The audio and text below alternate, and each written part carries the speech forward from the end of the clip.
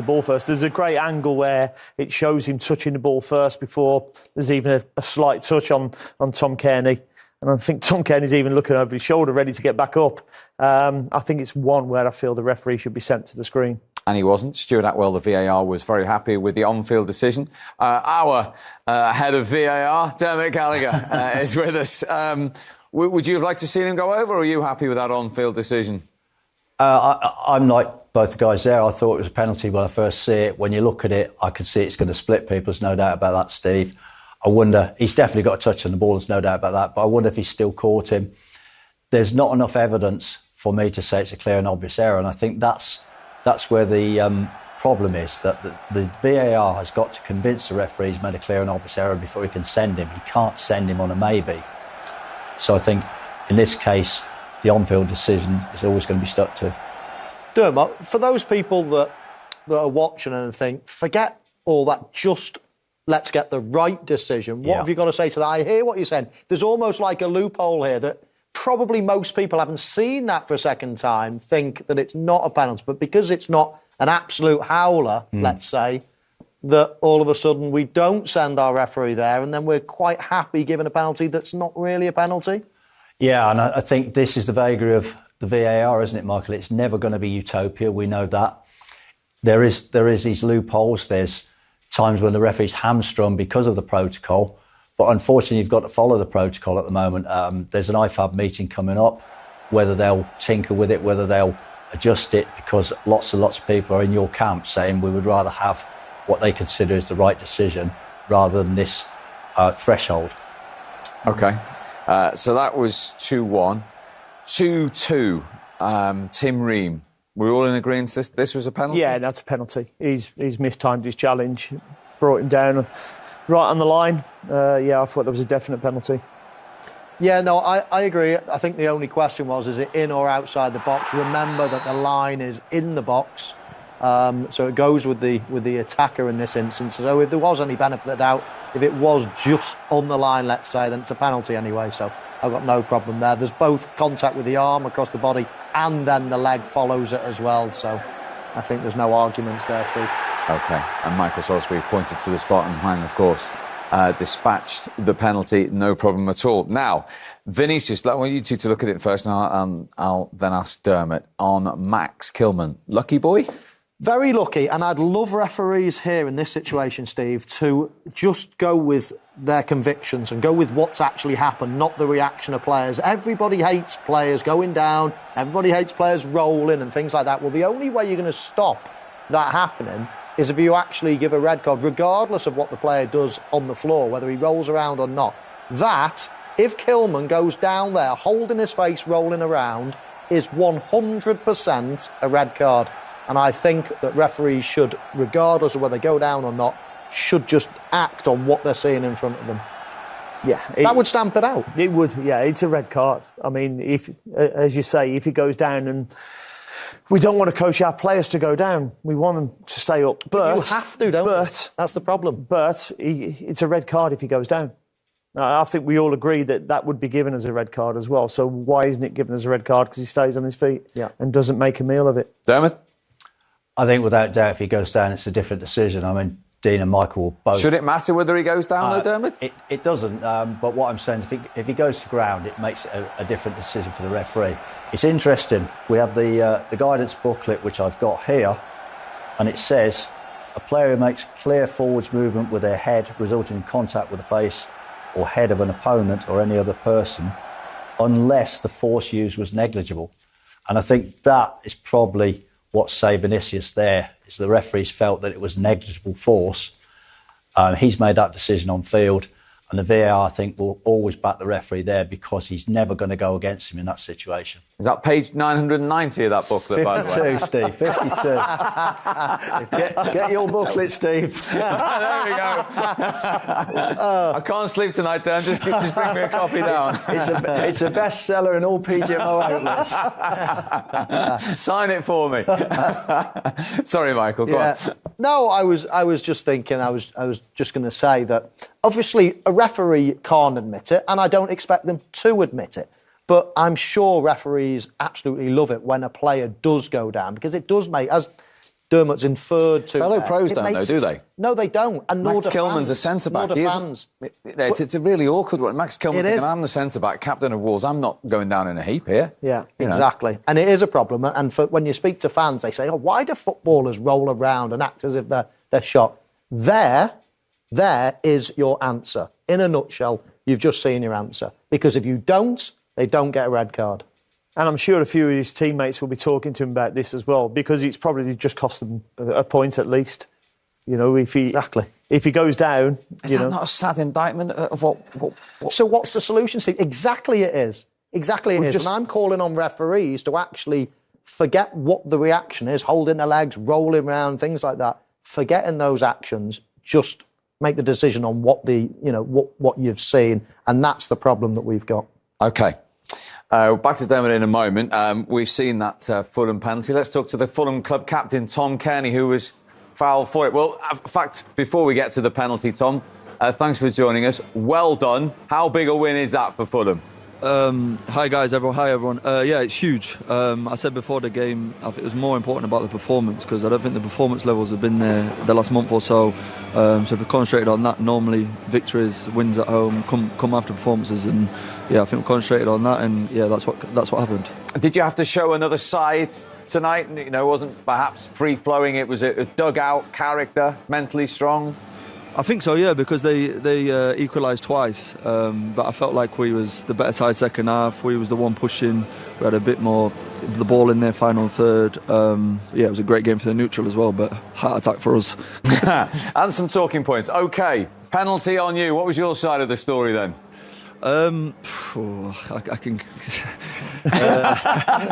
think that tells us. Yeah, Michael's not busy. No.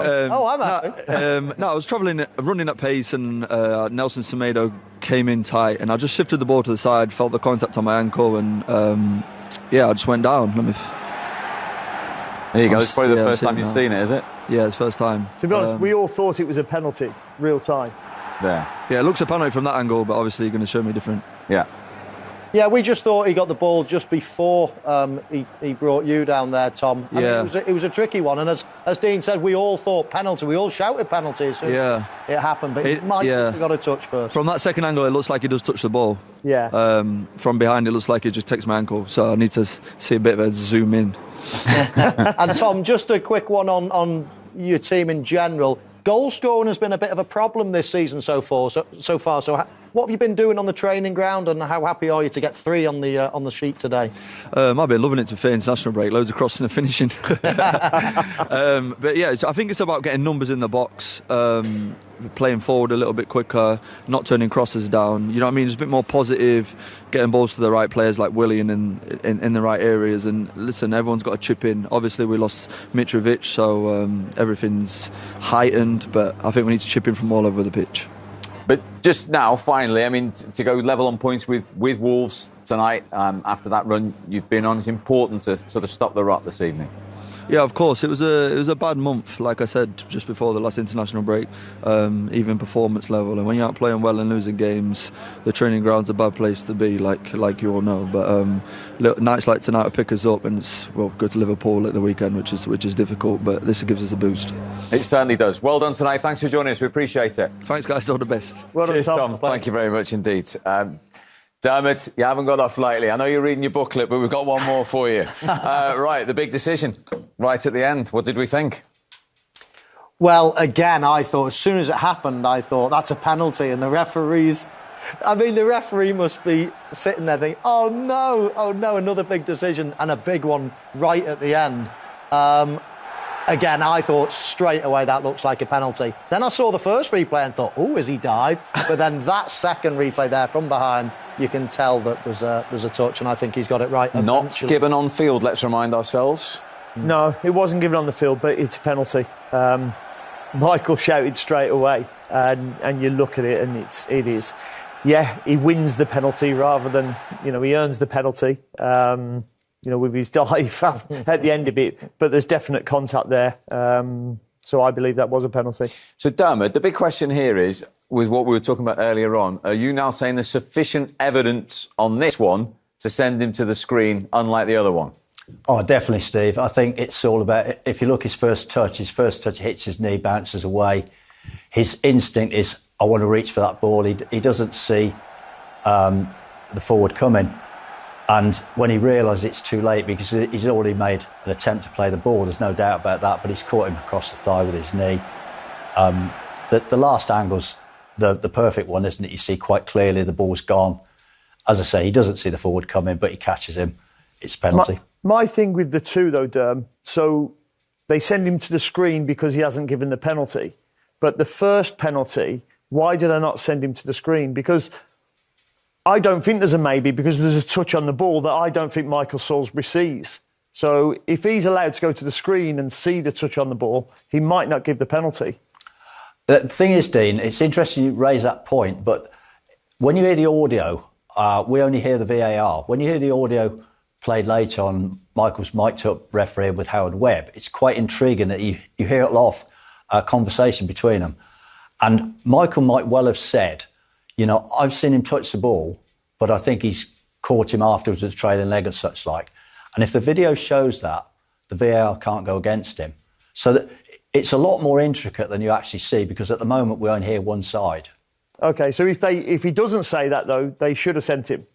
Absolutely. But you have to presume, because you have to presume the VAR would say, what have you given on field? What and why have you given it? And then he explains. OK, yeah. I get Just that. finally, Dean's going overseas. Have you got a signed booklet for him? I think he's got some reading to do on the plane. They're flying off the shelves, They're Steve. flying off the shelf. They're flying off the shelves. Signed copy on the way to Dean's. Brilliant. Dan, thank you very much You're indeed. welcome. Thanks, Here's a man with a view on the penalties as well. He'll be happy deep down. He is the Fulham manager, Marco Silva.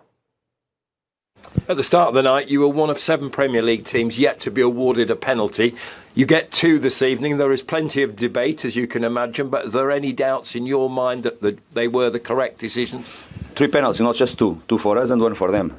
And that is the reality. I saw now the second one was the one I saw from his clear penalty. If you see the image from the back, it's clear penalty. The second one, I can tell that the first 2, the first for us and for them, probably is a little bit more softer the contacts. But for me, the second one is more than clear. The decision with VAR looking for the 3 penalties. I just saw 1 or 2 images. They have all the conditions to take the right decisions, and I hope always that they can take the right decisions. Because it's their job. You take it in that situation as a manager, don't you? Take anything that's coming. Yeah, especially with the run that they've been on. You know, they needed to win today. I think that was the biggest thing, the result for them. I know Tom's talking about the performance. That kind of helps you control the result, but the result was massive for them, and you could see there's a relief there today. Big relief, yeah. No, I mean, both these managers will have gotten used to VAR decisions and things like that now, so it's very difficult straight away to come out. But I think what's fair to say, on balance, is that we've had 3 penalties there. The referee, in our opinion, has got 1 of them right, and with VAR, it's got 2 of them right. So there was still 1 that we didn't think was a penalty when we thought he got the ball, that VAR obviously that's including the sending off incident. And then the sending off, of course, that's different. So VAR have certainly cleaned the game up. It's not quite got it perfect yet, but we're getting there. But no, from Fulham's point of view, it's a big result. And another kick in the teeth, really, for Gary O'Neill, because that Wolves team are playing quite well this season and probably deserve a few more points than they've got. Talking of perfect, that is Willian's record in the Premier League from the penalty spot, 7 out of 7. And the second one was a pressure one, wasn't it? Yeah, I mean, taking penalties is, some people, they don't feel the pressure doing it. And it looks like he's really under control. And when you're taking the penalty in the last few seconds of a game, it's massive. You think of the pressure, you think of how big the 3 points are today. And I mean, you've already taken one in a game as well, the guessing game and the strategy. Yeah, well, I think it helps if you've scored your first one, you're very confident. Changed corners this time, went for a bit more pace, but very confident. And do you know what? Especially in this day and age when there's more and more penalties being given, having a specialist penalty taker is such a huge thing in a team.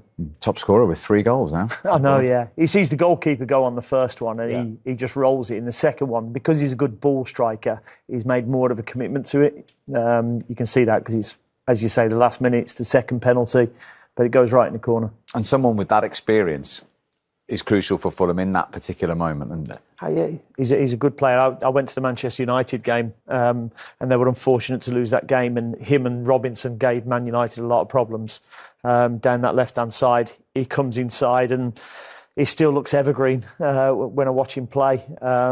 He's a top player. I remember working obviously with JT. He told me, how good he was to play with.